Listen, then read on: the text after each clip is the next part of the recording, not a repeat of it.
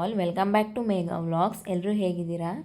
ಇವತ್ತು ಸಂಜೆಯಿಂದ ವ್ಲಾಗ್ನ ಸ್ಟಾರ್ಟ್ ಮಾಡ್ತಿದ್ದೀನಿ. ಬೆಳಗ್ಗೆಯಿಂದ ಮನೆಯೆಲ್ಲ ಕ್ಲೀನ್ ಮಾಡಿ ಬಟ್ಟೆ ಎಲ್ಲ ವಾಶ್ ಮಾಡೋದಿತ್ತು, ಬಟ್ಟೆ ಎಲ್ಲ ವಾಶ್ ಮಾಡಿ ಇವಾಗ ಫ್ರೆಶ್ ಅಪ್ ಆಗಿ ಏನಾದ್ರು ಊಟಕ್ಕೆ ಮಾಡೋಣ ಅಂದ್ಬಿಟ್ಟು ಊಟಕ್ಕೆ ಮಾಡ್ತಾಯಿದ್ದೇನೆ. ಇವತ್ತು ಏನು ರೆಸಿಪಿ ಮಾಡ್ತಿದ್ದೀನಿ ಅಂದರೆ ಕೀರೆ ಸೊಪ್ಪಿನ ಬಸ್ಸಾರು ಮಾಡ್ತೀನಿ. ಸೇಮ್ ಆ್ಯಸ್ ಇಟ್ ಈಸ್ ನಾನು ಹೊನ್ಗನೆ ಸೊಪ್ಪಿನ ಬಸ್ಸಾರು ಮಾಡಿದ್ದೀನಲ್ಲ ಅದೇ ಥರ ಕೀರೆ ಸೊಪ್ಪಿನ ಬಸ್ಸಾರು ಮಾಡ್ತೀನಿ.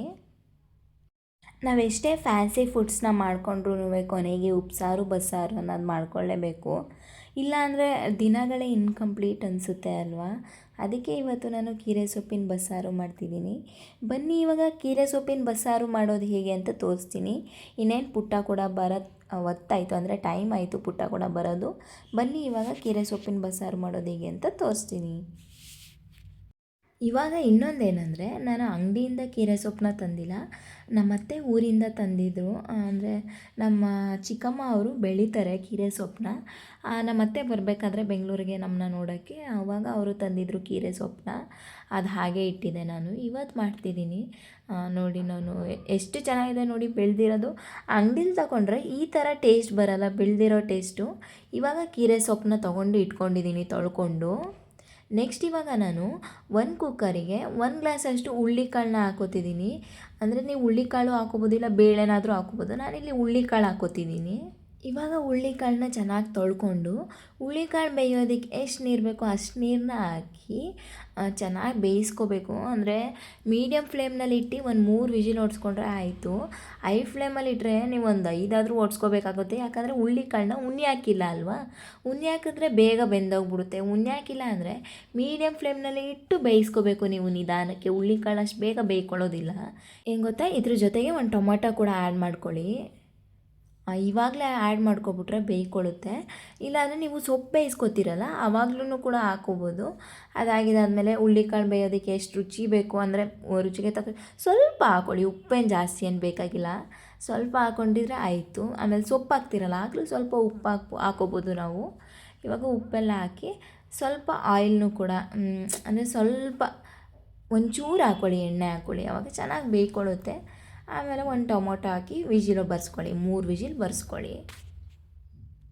ಇವಾಗ 10 ವಿಜಿಲ್ ಬರೋ ಅಷ್ಟರಲ್ಲಿ ನಾವು ಅಂದರೆ ಬಸ್ಸಾರಿಗೆ ಮಸಾಲಾನ ಫ್ರೈ ಮಾಡಿ ಇಟ್ಕೊಳ್ಳೋಣ.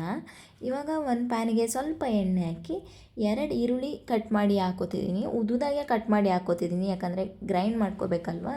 ಇವಾಗ ಒಂದು ಬೆಳ್ಳುಳ್ಳಿ, ಅದಾದಮೇಲೆ ಒಂದು 5 ಒಣಮೆಣ್ಸಿನ್ಕಾಯಿನ ಹಾಕಿ ಈರುಳ್ಳಿ ಚೆನ್ನಾಗಿ ಕಲರ್ ಚೇಂಜ್ ಆಗಬೇಕು ಅಲ್ಲಿವರೆಗೂ ಫ್ರೈ ಮಾಡ್ಕೊಳ್ಳಿ.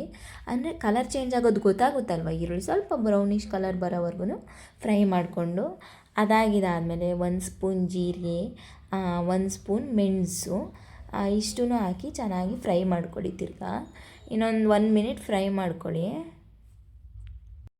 ನೆಕ್ಸ್ಟ್ ಇವಾಗ ನಾನು ಇದಕ್ಕೆ ಒಂದು 2 ಸ್ಪೂನಷ್ಟು ಕಾಯಿ ತುರಿನ ಹಾಕೋತಿದ್ದೀನಿ. ನೀವು ಕೊಬ್ಬರಿ ತುರಿ ಕೂಡ ಬಳಸ್ಕೊಬೋದು.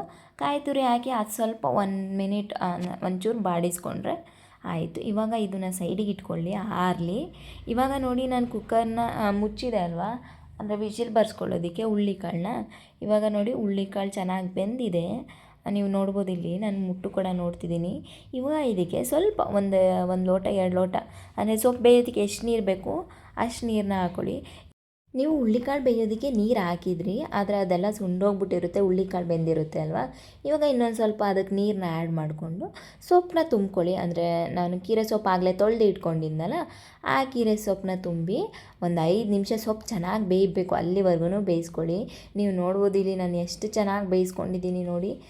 ಈ ಥರ ಕಾಣಿಸುತ್ತೆ ನೋಡಿ. ಸೊಪ್ಪು ತುಂಬಿದಾಗ ಜಾಗನೇ ಕಾಣಿಸಲ್ಲ. ಸೊಪ್ಪು ಎಲ್ಲ ಬೆಂದಿದ್ದಾದಮೇಲೆ ನೋಡಿ ಎಷ್ಟು ಒಳಗಡೆ ಹೊಟ್ಟೋಗ್ಬಿಟ್ಟಿದೆ ಕುಕ್ಕರಲ್ಲೇ. ಇವಾಗ ನಾನು ಅದ್ರ ಪಾಡ್ಗೆ ಅದು ಬೇಯ್ತಾ ಇರಲಿ. ನಾನಿವಾಗ ಮಸಾಲೆನ ಅಂದರೆ ಫ್ರೈ ಮಾಡಿ ಇಟ್ಟಿದ್ನಲ್ಲ ಅದನ್ನ ಮಿಕ್ಸರ್ ಗ್ರೈಂಡ್ಗೆ ಹಾಕೋತಿದ್ದೀನಿ. ಸ್ವಲ್ಪ ಆರೋದಕ್ಕೆ ಬಿಟ್ಬಿಡಿ, ಬಿಸಿದು ಹಾಕ್ಕೊಳ್ಬೇಡಿ, ಓಕೆನಾ? ಆರೋದಕ್ಕೆ ಚೆನ್ನಾಗಿ ಬಿಟ್ಬಿಡಿ. ಈಗ ಅದು ಫ್ರೈ ಮಾಡಿದ್ದು ಹಾಕಿದಾದ್ಮೇಲೆ ನಾವು ಬೇಯಿಸಿದ್ವಲ್ಲ ಟೊಮೊಟೊ, ಆ ಟೊಮೊಟೊನ ಹಾಕಿ 1 ಸೌಟಷ್ಟು ಸೊಪ್ಪು ಕಾಳು ಎರಡೂ ಕೂಡ ಹಾಕೋಬೇಕು ನೀವು. ಇದು ಹಾಕಿದ್ರೇ ತುಂಬ ಟೇಸ್ಟಾಗಿ ಬರೋದು. ಆಮೇಲೆ ನೆಕ್ಸ್ಟ್ ಇವಾಗ ನಾನು ಅದ್ರ ಜೊತೆಗೆ ಸ್ವಲ್ಪ ಕೊತ್ತಂಬರಿ ಸೊಪ್ಪು ಆ್ಯಡ್ ಮಾಡ್ಕೊತಿದ್ದೀನಿ. ಇವಾಗ ಚೆನ್ನಾಗಿ ನುಣ್ಣು ಗ್ರೈಂಡ್ ಮಾಡ್ಕೊಳ್ಳಿ. ಸ್ವಲ್ಪ ಆರೋದಕ್ಕೆ ಬಿಟ್ಟಿದ್ದಾದಮೇಲೆ ನಾವು ನುಣ್ಣು ಗ್ರೈಂಡ್ ಮಾಡ್ಕೋಬೇಕು. ನೋಡಿ ಇಲ್ಲಿ ಈ ಥರ ಗ್ರೈಂಡ್ ಮಾಡಿಕೊಂಡ್ರೆ ಆಯಿತು. ಬಸ್ಸಾರನ್ನ ಮಾಡ್ತಿದ್ದೀನಿ. 1 ಸ್ಪೂನಷ್ಟು ಎಣ್ಣೆನ ಹಾಕೋತಿದ್ದೀನಿ. ಸ್ವಲ್ಪ ಸಾಸಿವೆ, ಬೆಳ್ಳುಳ್ಳಿ ಮತ್ತು ಕರಿಬೇವು ಸಾಕು, 2 ಮೆಣಸಿನ್ಕಾಯಿ. ಜೀರಿಗೆನೂ ಕೂಡ ಇಲ್ಲಿ ಹಾಕ್ಬಾರ್ದು, ನಾವು ರುಬ್ಕೊಳ್ಳೋಕ್ಕೆ ಹಾಕಿದ್ವಲ್ಲ. ಇವಾಗ ಇಷ್ಟನ್ನು ಸ್ವಲ್ಪ ಫ್ರೈ ಆದಮೇಲೆ ನಾವು ಮೊದಲೇ ಗ್ರೈಂಡ್ ಮಾಡಿ ಇಟ್ಕೊಂಡಿದ್ವಲ್ಲ ಮಸಾಲ, ಅದನ್ನ ಹಾಕ್ತಿದ್ದೀನಿ.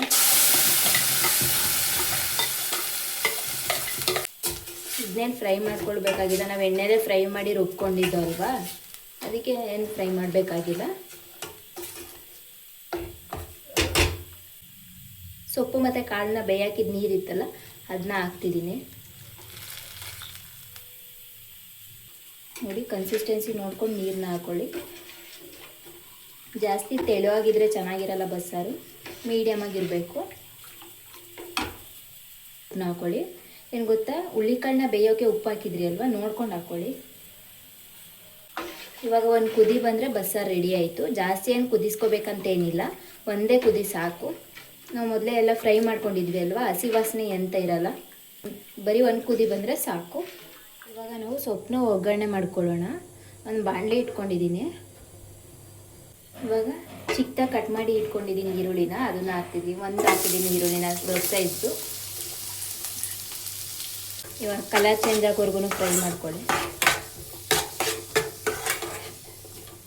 ಇವಾಗ ನಾನು ಕಾಳನ್ನ ಸೋರಾಕಿ ಇಟ್ಕೊಂಡಿದ್ದೆನ, ಅದನ್ನ ಹಾಕ್ತಿದ್ದೀನಿ.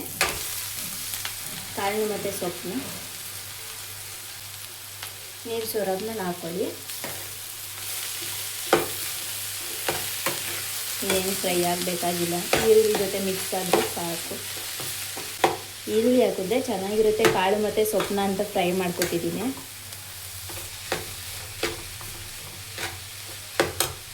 ಇವಾಗ ನಾನು ತೆಂಗಿನಕಾಯಿ ತುರಿನ ಹಾಕ್ತಿದ್ದೀನಿ.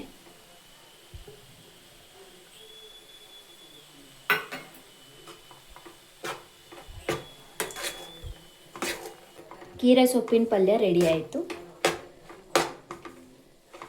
ಇಷ್ಟೇ, ಕಾಯಿ ಹಾಕಿದ್ಮೇಲೆ ಮುಗೀತು. ಇದಕ್ಕೆ ಏನು ಜಾಸ್ತಿ ಏನು ಹಾಕಬೇಕಾಗಿಲ್ಲ. ಕಾಯಿ ಈರುಳ್ಳಿ ಹಾಕಿದ್ರೆ ಚೆನ್ನಾಗಿರುತ್ತೆ ತಿನ್ನೋದಕ್ಕೆ ಅಂತ ಅಷ್ಟೇ. ಇವಾಗ ಸೊಪ್ಪಿನ ಪಲ್ಯ ರೆಡಿ ಆಯಿತು. ಇವಾಗ ನೋಡಿ, ಸಾರು ಕೂಡ ಕುದಿ ಬಂತು. ನೋಡಿ, ಕುದಿ ಬಂದರೆ ಕೀರೆ ಸೊಪ್ಪಿನ ಬಸ್ಸಾರು ರೆಡಿ ಆಯಿತು. ನೋಡಿ, ಎಷ್ಟು ಈಸಿ ಕೀರೆ ಸೊಪ್ಪಿನ ಬಸ್ಸಾರು ಮಾಡೋದು. ನಾನಿವಾಗ ಬಸ್ಸಾರು ಜೊತೆ ಮುದ್ದೆನ ಮಾಡಿದೆ. ನೋಡಿ ಎಷ್ಟು ಚೆನ್ನಾಗಿ ಕಾಣಿಸ್ತಾ ಇದೆ. ಅದಾದಮೇಲೆ ಇದು ಬೆಸ್ಟ್ ಕಾಂಬಿನೇಷನ್ ಅಂತಲೇ ಹೇಳ್ಬೋದು. ನಾನು ಮೊದಲೇ ಹೇಳಿದಾಗೆ ಫ್ಯಾನ್ಸಿ ಫುಡ್ಸ್ಗಿಂತ ಇದು ಬೆಸ್ಟ್ ಊಟ. ನೋಡಿ, ನಮ್ಮ ಊರಿಂದ ಇಷ್ಟೆಲ್ಲ ತರಕಾರಿ ಏನೇನು ಬೇಕು ಎಲ್ಲ ಕೊಟ್ಟು ಕಳಿಸಿದ್ದಾರೆ ನಮ್ಮ ಅತ್ತೆ ನಮ್ಮ ಮಾವ. ಏನು ಪುಟ? ಸಾಕ ನಿಂಬೆಹಣ್ಣು, ಹಲಸಿನ ಕೂಡ ತಂದಿದ್ಯಾ? ಇದ್ಯಾರು ಶೀಲಕ ಕೊಟ್ಟಿದ್ದ? ತರಕಾರಿ ಎಲ್ಲ ತಂದಿದ್ಯಾ? ಸಾಕು ಬಿಡು ಪುಟ, ತರಕಾರಿ ಜಾಸ್ತಿ ಬೇಡ ಅಲ್ವಾ? ಅವ್ನಿಗೆ ಗೊತ್ತಾಗೈತೆ ಅವ್ರ ಅಪ್ಪ ಕಟ್ಟಿರೋದು ಅಂತ. ಅದಕ್ಕೆ ಆಯ್ತು, ಅಪ್ಪ ಎಲ್ಲ ಕಟ್ಟೈತಲ್ಲ, ಅದಕ್ಕೆ ಅವ್ನು ಮೂಸ್ತಿರೋದು. ಸುಮ್ಮನೆ ಅವ್ನಿಗೆ ಗೊತ್ತಾಗೈತೆ ಪುಟ್ಟ ಊರಿಗೆ ಹೋಗಿದ್ದು ಬಂದವನೇ ಅಂತ.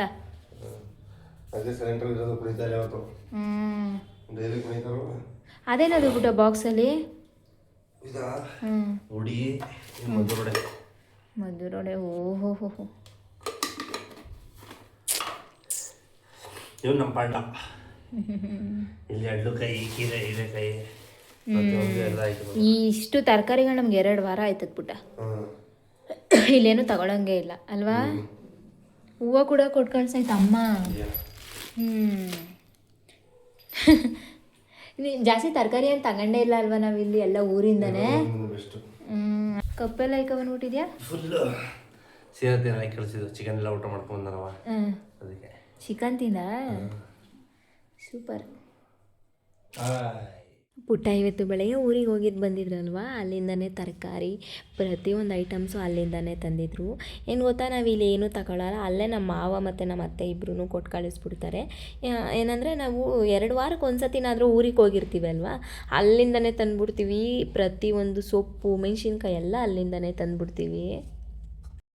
ಇನ್ನು ನಮ್ಮ ಅತ್ತೆ ನಮ್ಮ ಮಾವ ಎಲ್ಲನೂ ನೀಟಾಗಿ ಕವರೆಲ್ಲ ಹಾಕಿ ಕಟ್ಟಿ ಪುಟ್ಟ ಕೈಲಿ ಕೊಟ್ಟು ಕಳಿಸಿದ್ದಾರೆ. ನೋಡಿ ಏನೇನು ಕೊಟ್ಟು ಕಳಿಸಿದ್ದಾರೆ. ತರಕಾರಿ ಎಲ್ಲ, ಸೊಪ್ಪುಗಳು, ನಿಂಬೆಹಣ್ಣು, ಬೆಟ್ಟದ ನೆಲ್ಲಿಕಾಯಿ, ಎಲ್ಲನೂ ಕೊಟ್ಟು ಕಳಿಸಿದ್ದಾರೆ. ನಮಗೇನೇನು ಬೇಕು ಮೆಣಸಿನ್ಕಾಯಿಂದ ಹಿಡಿದು ಎಲ್ಲನೂ ಅಲ್ಲಿಂದನೇ ಕೊಟ್ಟು ಕಳಿಸ್ಬಿಡ್ತಾರೆ. ಅದಾಗಿದ್ದಾದಮೇಲೆ ಅಳಸಳೆಹಣ್ಣು ಕೂಡ ತಂದಿತ್ತು ಪುಟ್ಟ. ನಮ್ಮ ಚಿಕ್ಕಮ್ಮರ ಮನೇಲಿ ಕೂದಿದ್ರಂತೆ, ಅಲ್ಲಿಂದ ತಂದಿದ್ರು ಪುಟ್ಟ. ನೀವು ನೋಡ್ಬೋದು ಇಲ್ಲಿ ಗೋಬಿ ಮತ್ತು ಪಪ್ಸು ಕೂಡ ಕೊಟ್ಟು ಕಳಿಸಿದ್ದಾರೆ. ನನಗೇನೆ ಹಂಗೆ ಯಾಕೆ ತಂದೆ ಪುಟ್ಟ ಅಂದರೆ ನಮ್ಮಪ್ಪ ಕೊಟ್ಟು ಕಳಿಸ್ತು ನೀನು ತಿನ್ನಲಿ ಅಂದ್ಬಿಟ್ಟು ಅಂತ ಹೇಳ್ತಾಯಿತ್ತು ಪುಟ್ಟ ತಮಾಷೆಗೆ. ಗೋಬಿ ಎಲ್ಲ ಕೊಟ್ಟು ಕಳಿಸಿದ್ದಾರೆ. ನಿಜವಾಗ್ಲೂ ತುಂಬ ಖುಷಿ ಆಯಿತು. ಆಮೇಲೆ ನಾನು ಗೋಬಿ ಆಲ್ಮೋಸ್ಟ್ ಅಲ್ಲಿದ್ದಾಗ ನಮ್ಮ ಮಾವ ಯಾವಾಗಲೂ ತಿಂಡಿ ತರ್ತಿದ್ರು ಓಕೆನಾ. ಯಾವತ್ತೂ ಬರೀ ಕೈಯಲ್ಲಿ ಬರ್ತಾನೆ ಇರಲಿಲ್ಲ. ಅಂದರೆ ಮದ್ದೂರಿಂದ ಕೆಲಸದಿಂದ ಅವ್ರು ಬರಬೇಕಾದ್ರೆ ಯಾವಾಗ್ಲೂ ಪುಟ್ಟ ಇದ್ದರೂ ಅಷ್ಟೇ ಇಲ್ಲದೆ ಹೋದರೂ ಅಷ್ಟೇ ಯಾವಾಗ್ಲೂ ತಿಂಡಿ ತತ್ತಾನೆ ಇದ್ದರು. ನನಗೆ ಅಮ್ಮಂಗೆ ಎಲ್ಲರಿಗೂ ತತ್ತಿದ್ರು ತಿಂಡಿನ. ಯಾವತ್ತೂ ಬರೀ ಕೈಯಲ್ಲಿ ಬರೋದೇ ಇಲ್ಲ ನಮ್ಮ ಮಾವ. ಅದಕ್ಕೆ ಇವಾಗಲೂ ಕೊಟ್ಟು ಕಳಿಸಿದ್ರು. ಇನ್ನು ನಾನು ಇವಾಗ ಎಲ್ಲ ತರಕಾರಿ ಎಲ್ಲ ತಂದು ಕೊಟ್ಟಿದ್ದಲ್ಲ ಪುಟ್ಟ, ಅದು ನಾನು ಕ್ಲೀನಾಗಿ ಬಾಕ್ಸಲ್ಲಿ ಹಾಕಿ ಎತ್ತಿಡ್ತಿದ್ದೀನಿ ಫ್ರಿಜ್ಜಿಗೆ. ಒಂಚೂರು ಎಲ್ಲ ಕ್ಲೀನಾಗಿ ಅಂದರೆ ಬಾಕ್ಸಲ್ಲಿ ಹಾಕಿ ಎತ್ತಿಟ್ಬಿಟ್ರೆ ತುಂಬ ಚೆನ್ನಾಗಿರುತ್ತೆ, ಬೇಗ ಹೋಗೋದಿಲ್ಲ. ಕವರಲ್ಲಿಟ್ಟರೆ ಏನಾಗುತ್ತೆ ಗೊತ್ತೋ, ಸ್ವಲ್ಪ ಬೇಗ ಒಂಥರ ಆಗಿಬಿಡುತ್ತೆ. 2 ವಾರ ಬಳಸ್ಕೊತೀನಿ ಅಲ್ವಾ. ನಾವಿಬ್ಬರೇ ಇರೋದ್ರಿಂದ ಜಾಸ್ತಿ ತರಕಾರಿ ತಂದಿದ್ರಲ್ವ ಪುಟ್ಟ, ಅಂದರೆ ನಮಗೆ 2 ವಾರ ಆಗುತ್ತೆ. ಒಂದು 2 kg ತರಕಾರಿ 2 ವಾರ ಆಗುತ್ತೆ. ಜಾಸ್ತಿ ಮಾಡೋದಿಲ್ಲ. ಆಲ್ಮೋಸ್ಟ್ ನಾನು ಎಲ್ಲದಕ್ಕೂ ಯೂಸ್ ಮಾಡ್ತಿರ್ತೀನಿ ಅಂದ್ಬಿಟ್ಟು ಎಲ್ಲ ನೀಟಾಗಿ ಬಾಕ್ಸಲ್ಲಿ ಹಾಕಿ ಎತ್ತಿಟ್ಕೊತಿದ್ದೀನಿ. ಈಗ ಎಲ್ಲ ಎತ್ತಿಟ್ಬಿಟ್ಟು ಇನ್ನು ಪುಟ್ಟ ಕೂಡ ಅಲ್ಲೇ ಊಟ ಮಾಡ್ಕೊಂಡು ಬಂದಿದ್ರು. ನಾನು ಇವಾಗ ಊಟ ಮಾಡಿ ಮಲಗ್ತಿದ್ವಿ. ನೋಡಿ ಎಷ್ಟು ಖುಷಿಯಾಗುತ್ತೆ ಊರಿಂದ ತರಕಾರಿ ಎಲ್ಲ ತಂದಾಗ. ಆಲ್ಮೋಸ್ಟ್ ನಮ್ಮ ಮಾವ ಅಂತೂ ಯಾವಾಗಲೂ ಮಿಸ್ಸೇ ಮಾಡಲ್ಲ, ತಂದು ಕೊಡ್ತಾರೆ. ಅವ್ರು ನಾಳೆ ಬರಬೇಕಿತ್ತು. ಬಟ್ ನಾನು ನನ್ನ ತಂಗಿನ ಸ್ಕೂಲಿಗೆ ಸೇರ್ಸೋಕೆ ಹೋಗ್ತಿದ್ವಿ, ಅಂದರೆ ಕಾಲೇಜಿಗೆ ಸೇರ್ಸೋಕೆ ಹೋಗ್ತಿದ್ವಿ ನಾನು ನಮ್ಮಮ್ಮ ಎಲ್ಲ. ಅದಕ್ಕೆ ಬನ್ನಿ ನೆಕ್ಸ್ಟ್ ವಾರ ಬನ್ನಿ ಅಪ್ಪ ಅಂದ್ಕೊಂಡು ಫೋನ್ ಮಾಡಿದ್ದೆ.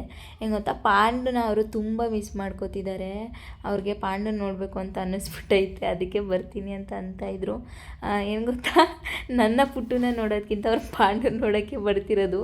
ಅಷ್ಟು ಅಟ್ಯಾಚ್ಮೆಂಟು ಪಾಂಡನ ಕಂಡ್ರೆ.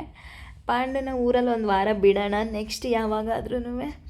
ಇನ್ನಿವಾಗ ಎಲ್ಲನೂ ನಾನು ಮಾಮೂಲಿ ತರಕಾರಿ ಎಲ್ಲನೂ ಎತ್ತಿಟ್ಬಿಟ್ಟು ಇವಾಗ ಊಟ ಮಾಡಿ ಮಲಗ್ತೀನಿ ನಾನು.